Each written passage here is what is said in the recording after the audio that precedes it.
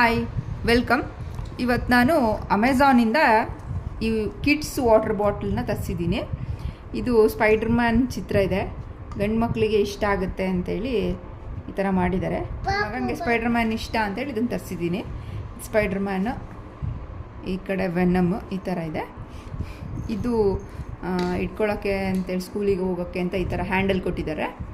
ಇದನ್ನು ಅಡ್ಜಸ್ಟಬಲ್ ಮಾಡ್ಬೋದು, ಅಡ್ಜಸ್ಟಬಲ್ ಥರ ಇದು. ಇದು ಮೇಲೆ ಕೆಳಗೆ ಉದ್ದ ಮತ್ತು ಗಿಡ್ಡ ಮಾಡ್ಬೋದು.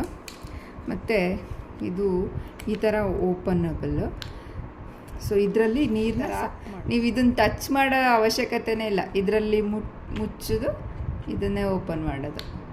ಸೊ ನೀರು ಸಹ ಚೆನ್ನಾಗಿ ಬರುತ್ತೆ. ಈ ಒಳಗೆಲ್ಲ ಇನ್ಸೈಡೆಲ್ಲ ಫುಲ್ಲು ಸ್ಟೀಲ್ ಈ ಥರ.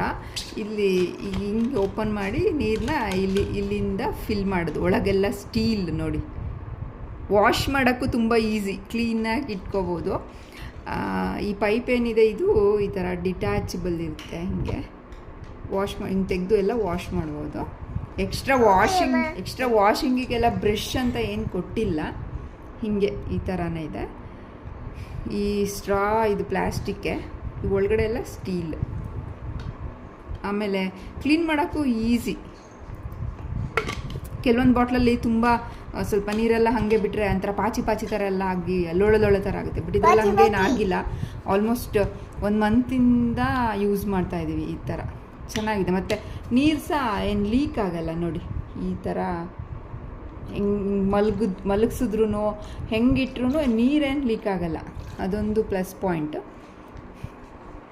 ಮತ್ತು ನೀರು ಕುಡಿಯೋಕ್ಕೂ ಈಸಿ ಇದರಲ್ಲಿ. ಆಮೇಲೆ ಮತ್ತು ಇನ್ನೊಂದು ಅಡ್ವಾಂಟೇಜ್ ಏನಂದರೆ ಇದರಲ್ಲಿ ಮಕ್ಕಳು ನೀರು ಕುಡಿಬೇಕಾದ್ರೆ ಸಕ್ ಮಾಡೋದ್ರ ಜೊತೆ ಹೊರಗಡೆ ಮತ್ತೆ ಬ್ಲೋ ಮಾಡಿಬಿಡ್ತಾರೆ. ಆವಾಗ ಬಾಯಲ್ಲಿದ್ದೆಲ್ಲ ಇದರೊಳಗಡೆ ಹೋಗುತ್ತೆ. ಬಟ್ ಇದರಲ್ಲಿ ಆ ಆಪ್ಷನ್ನೇ ಇಲ್ಲ.